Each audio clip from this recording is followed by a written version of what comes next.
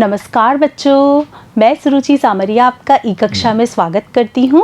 आज आप मेरे साथ कक्षा 5 की हिंदी विषय पढ़ रहे हैं और आज हम हिंदी विषय के अंतर्गत पाठ 10 पढ़ रहे हैं जिसका कि नाम है नारी शक्ति का प्रतीक। हाँ बच्चों, नारी शक्ति का ही प्रतीक है। अगर वो किसी कार्य को करने के लिए एक बार मन में ठान ले तो वह उस कार्य को करके ही दम लेती है। बच्चों, अगर आप हमारे देश का इतिहास उठाकर देखेंगे तो आप देखेंगे कि हमारे यहाँ ऐसी ऐसी नारियाँ हुई हैं, ऐसी ऐसी स्त्रियाँ हुई हैं कि उन्होंने इतिहास ही पलट कर रख दिया। हाँ बच्चों, बड़े बड़े कारनामे किए हैं, कारनामे भी ऐसे जिन्हें कि साधारण मनुष्य कर नहीं सकता। बच्चों, आज का पाठ आप लोगों के लिए बहुत ही महत्वपूर्ण है। क्यों है?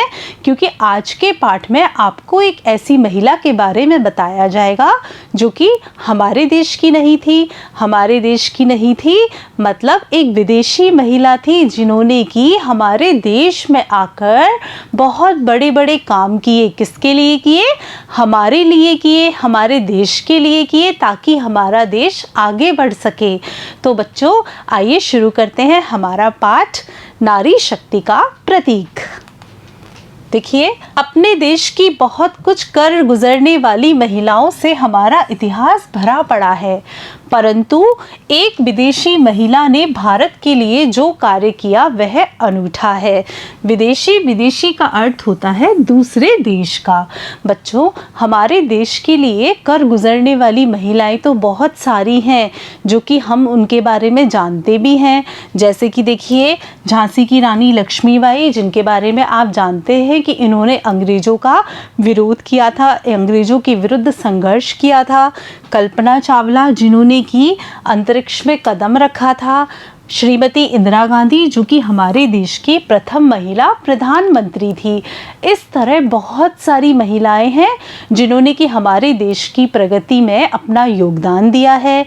लेकिन आज हम एक ऐसी महिला के बारे में पढ़ रहे हैं जो कि विदेशी है। विदेशी यानी दूसरे देश की महिला है जिसने अपने देश से आकर हमारे देश के लिए कार्य किया। हाँ बच्चों, भगिनी निवेदिता स्वामी विवेकानंद से प्रभावित होकर उनके आह्वान पर भारत की महिलाओं को शिक्षा प्रदान करने के लिए आई थी। बच्चों, आह्वान का अर्थ होता है पुकार या बुलावा।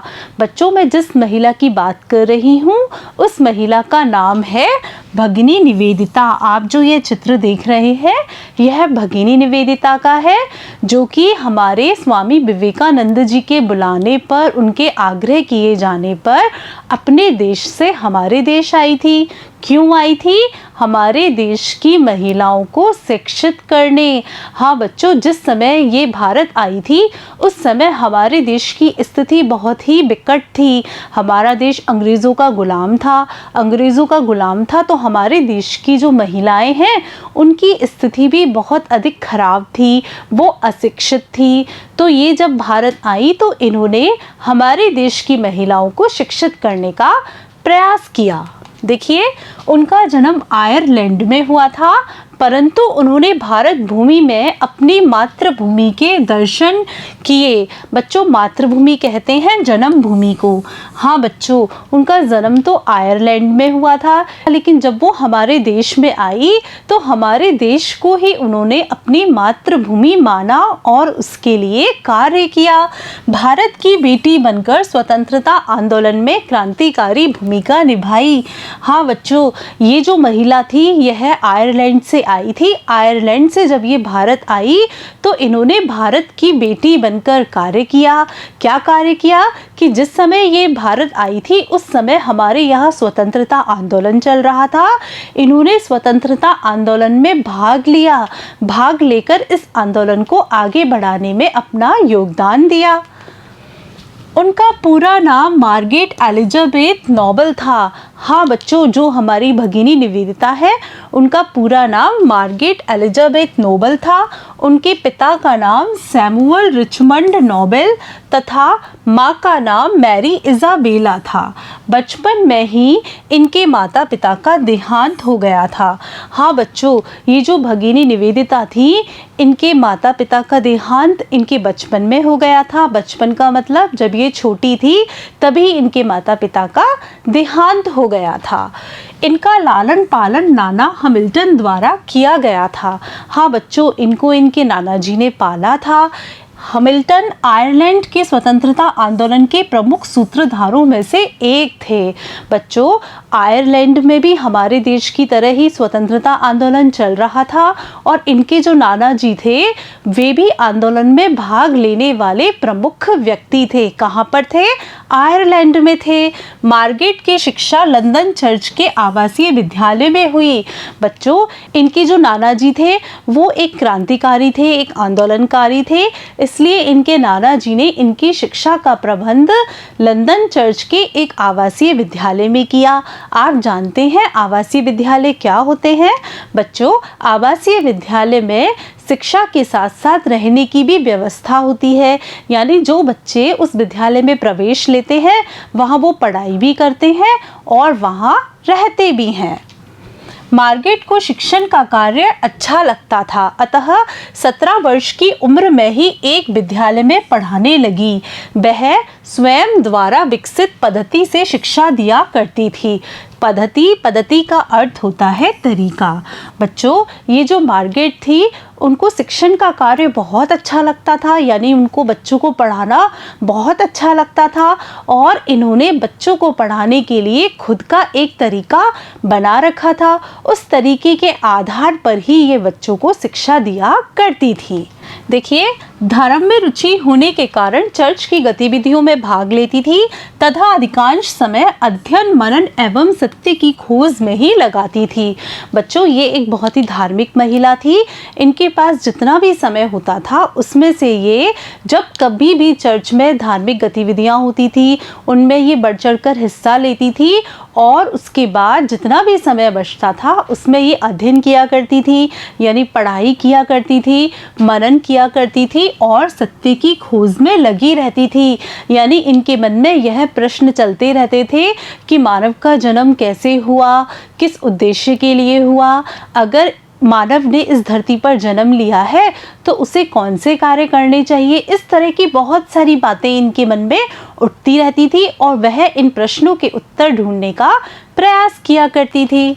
तभी एक घटना घटी जो उनके जीवन को एक नया मोड़ देने वाली थी। हाँ बच्चों, तभी उनके जीवन में एक नया मोड़ आया। नया मोड़ क्या आया कि एक घटना घटी। क्या घटी घटना? देखिए, एक सन्यासी का लंदन में आगमन हुआ। नाम था स्वामी विवेकानंद। कि बच्चों, ये जो स्वामी विवेकानंद हैं उनका लंदन में आगमन हुआ, यानी स्वामी विवेकानंद जी लंदन गए और यह मार्गरेट के जीवन की एक बहुत बड़ी घटना है जिन्होंने कि मार्गरेट का जीवन बदल दिया। स्वामी जी शिकागो के विश्व धर्म सम्मेलन में ख्याति अर्जित कर अपने कुछ मित्रों के आग्रह पर इंग्लैंड आए थे। बच्चों, ये जो स्वामी विवेकानंद जी थे उस समय शिकागो में एक बहुत बड़ा धर्म का सम्मेलन हुआ था। इन्होंने भारत देश का प्रतिनिधित्व किया था और अपने विचारों से पूरे विश्व को चकित कर दिया था। ऐसे समय में शिकागो सम्मेलन से लौटने के बाद इनके कुछ मित्रों ने इनसे कहा कि आप इंग्लैंड आइए। तो स्वामी जी अपने मित्रों के बुलाने पर, आग्रह किए जाने पर इंग्लैंड आए और इंग्लैंड आकर मार्गरेट की स्वामी जी से प्रथम भेंट यहीं हुई थी। बच्चों, इसके बाद स्वामी विवेकानंद जी जब इंग्लैंड आए तो वे मार्गरेट से मिले। मार्गरेट ने स्वामी जी के प्रवचन सुने। मार्गरेट ने स्वामी जी के क्या सुने? उपदेश सुने। वाद विवाद तर्क वितर्क किया और अपने आप को पूर्ण संतुष्ट कर लेने के उपरांत ही उन्होंने स्वामी जी को अपना आदर्श चुना और स्वामी जी के आग्रह पर उसने भारत आना तय कर लिया। बच्चों, मार्गरेट जब स्वामी विवेकानंद जी से मिली तो यह उनके जीवन की एक बहुत बड़ी घटना है। वो विवेकानंद जी से मिली, उन्होंने उनके प्रवचन सुने और उसके बाद उनके साथ वाद विवाद किया, तर्क वितर्क किया और स्वामी विवेकानंद जी के विचारों से जब वो पूरी तरह से संतुष्ट हो गई, उसके बाद उन्होंने अपने आदर्श के रूप में स्वामी विवेकानंद जी को चुना और स्वामी विवेकानंद जी के आग्रह पर उन्होंने भारत आने का फैसला कर लिया। आप जो ये तस्वीर देख रहे हैं ये मार्गरेट है और यह स्वामी विवेकानंद जी हैं। यह लंदन की तस्वीर है जब ये लोग मिले थे पहली बार। भारत आकर वो अत्यधिक प्रसन्न हुई। वे गंगा के किनारे बेलूर मठ की एक कुटिया में 2 अन्य अमेरिकन महिलाओं के साथ रहने लगी जो स्वामी जी की शिष्याएं थीं। बच्चों, स्वामी जी के आग्रह करने पर वो भारत आ गई। भारत आने के बाद इन्होंने गंगा नदी के तट पर एक बेलूर का मठ है, उसके पास में ही एक छोटी सी कुटिया बनाई जिसमें वो 2 महिलाओं के साथ रहने लगी। वो 2 महिलाएं भी अमेरिकन थी और स्वामी विवेकानंद जी की शिष्याएं थी। आप जो ये तस्वीर देख रहे हैं यह बेलूर मठ की तस्वीर है। बच्चों, स्वामी जी ने मार्गरेट को नया नाम निवेदिता दिया। हाँ बच्चों, जब मार्गरेट भारत आई तब स्वामी विवेकानंद जी ने इनको नया नाम दिया निवेदिता और आग्रह किया कि वे भगवान व भारत माता के चरणों में अपना जीवन अर्पित करें। और जब वह भारत आ गई उसके बाद स्वामी विवेकानंद जी ने उनसे आग्रह किया कि अब वो भारत आ गई हैं तो भगवान और भारत माता की सेवा में अपना जीवन अर्पित कर दे, यानी कि भारत के लोगों के लिए काम करे। भगिनी निवेदिता ने विवेकानंद के उपदेशों को जन जन तक पहुंचाने का कार्य करने के साथ साथ कोलकाता में लड़कियों का एक स्कूल भी आरंभ किया। हाँ बच्चों, स्वामी विवेकानंद के उपदेशों से वो बहुत अधिक प्रभावित थीं, इसलिए उन्होंने स्वामी जी के उपदेशों को जन जन तक पहुंचाने का कार्य तो किया ही, इसके साथ ही कोलकाता में लड़कियों को शिक्षा देने के उद्देश्य से एक बालिका विद्यालय की स्थापना भी की। बच्चों, उस समय भारत की स्थिति बहुत विकट थी, भारत अंग्रेजों का गुलाम था। ऐसे समय में उन्होंने भारत की महिलाओं को साक्षर करने के उद्देश्य से एक बालिका विद्यालय की नींव रखी, जो कि उस समय के लिए बहुत बड़ी बात है। आप जो ये तस्वीर देख रहे हैं यह निवेदिता जी के द्वारा स्थापित किए गए बालिका विद्यालय की ही तस्वीर है। यहाँ छोटी लड़कियों को पढ़ाने लिखाने के साथ साथ मिट्टी का काम, चित्रकारी का काम आदि भी सिखाया। बच्चों, उन्होंने जब बालिका विद्यालय की नींव रखी तो वहाँ न सिर्फ बालिकाओं को पढ़ाने का ही काम किया जाता था, बल्कि वहाँ पर मिट्टी की बहुत सारी प्रकार की कलाएं, बहुत तरह के बर्तन बनाना और बहुत तरह की चित्रकारी करना आदि का कार्य सिखाया, यानी कि लड़कियों को हस्तशिल्प कला में पारंगत करने का कार्य भी किया। बच्चों, यह भी बहुत बड़ा कार्य है। अगर लड़कियों के सामने कोई भी कठिन परिस्थिति आती है तो वह हस्तशिल्प कला के द्वारा कम से कम अपना पेट तो भर सकती हैं। देखिए आगे, जब कोलकाता में महामारी फैली तो निवेदिता ने टोली बनाकर दिन रात भूख प्यास की चिंता किए बिना रोगियों की चिकित्सा, सेवा, सफाई आदि का कार्य कर पीड़ितों की मदद की। बच्चों, जब एक बार कोलकाता में महामारी फैली थी उस समय निवेदिता जी ने अपने पूरे साथियों को इकट्ठा किया और टोली बनाकर रोग से पीड़ित व्यक्तियों की सेवा की थी। देखिए आगे, उन्होंने अंग्रेजी समाचार पत्रों में अपील प्रसारित कर मदद मांगी व धन संग्रह भी किया। वह लेखन कला एवं बोलने में निपुण थी। इस क्षमता का उपयोग कर वह अपनी बात बड़े बड़े समूहों तक पहुंचाने में सफल रही। बच्चों, उनकी लेखन कला भी अद्भुत थी और उनमें बोलने की कला भी बहुत अच्छी थी। इस बात का उपयोग उन्होंने अपनी बात लोगों तक पहुंचाने के लिए किया, यानी लोगों तक अपनी बात पहुंचाने के लिए उन्होंने बोलने की कला का और लेखन की कला का बहुत अच्छा उपयोग किया। निवेदिता ने जब अंग्रेज़ों का भारत के साथ बर्बरतापूर्ण व्यवहार देखा तो वह पूर्ण ताकत के साथ भारत की स्वतंत्रता की लड़ाई का समर्थन करने लगी। उन्होंने बंगाल विभाजन का विरोध किया। बच्चों, बर्बरता का अर्थ होता है क्रूरता। बच्चों, जब वो भारत आई तब उन्होंने देखा कि अंग्रेज भारतीयों के साथ कैसा व्यवहार करते हैं, तो वो उस व्यवहार को देखकर बहुत अधिक क्षुब्ध हुई। उन्होंने क्या किया, उन्होंने यहाँ चल रहे स्वतंत्रता आंदोलन में अंग्रेजों के विरुद्ध भाग लिया। और जब हमारे यहाँ पर बंगाल का विभाजन किया गया तब बंगाल के विभाजन का भी उन्होंने भरपूर विरोध किया। उन्होंने जगदीश चंद्र बोस की उपलब्धियां विश्व पटल पर रखी। बच्चों, जगदीश चंद्र बोस हमारे देश के एक बहुत बड़े वैज्ञानिक थे जिनके बारे में निवेदिता जी ने पूरे विश्व को अवगत कराया। महर्षि अरविंद के जेल जाने के बाद उनके कर्मयोगी पत्र के लिए संपादकीय लिखने का कार्य भी करने लगी। संपादकीय कहते हैं संपादक का लिखा लेख। और जब महर्षि अरविंद जेल चले गए थे तब उनका जो अखबार आता था कर्मयोगी, उस कर्मयोगी पत्र के लिए भी ये संपादक के रूप में लेख लिखने लगी थी। बच्चों, ये जगदीश चंद्र बोस की तस्वीर है और ये महर्षि अरविंद की तस्वीर है। आगे बढ़ते हैं। उन्हें भारतीय स्त्रियां अधिक प्रभावित करती थीं। उनमें लज्जा, विनम्रता, स्वाभिमान, सेवा, निष्ठा, ममता आदि की प्रतिमूर्ति दिखाई देती थी।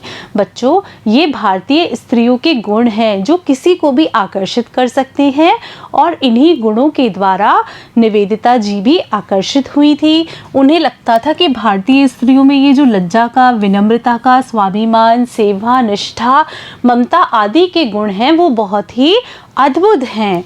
वह समय समय पर महिलाओं को लक्ष्मीबाई, अहिल्याबाई के वीरतापूर्ण कार्यों को भी याद दिलाती थी।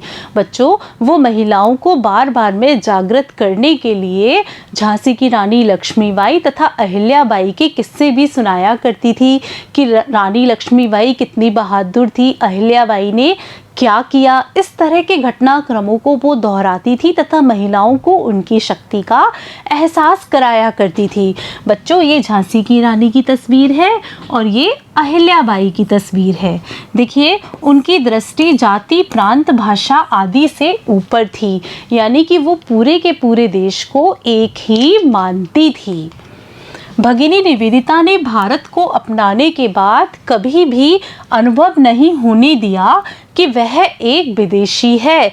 उन्होंने भारत के लिए जो किया वह कोई अन्य नहीं कर सकता था।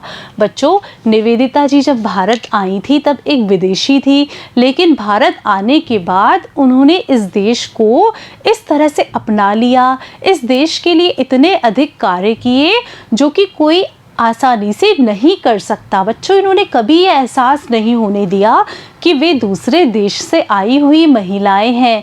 उन्होंने हमारे देश को अपने देश जैसा समझा। वह भी स्वामी जी की तरह ही 44 वर्ष की अल्पायु में नीचे उद्धृत वेद की पावन ऋचाओं का वे सदैव स्मरण करती हुई संसार से विदा हो गई। बच्चों, ये भी स्वामी जी की तरह 44 वर्ष की आयु में ही स्वर्ग सिधार गई, यानी मृत्यु को प्राप्त हो गई।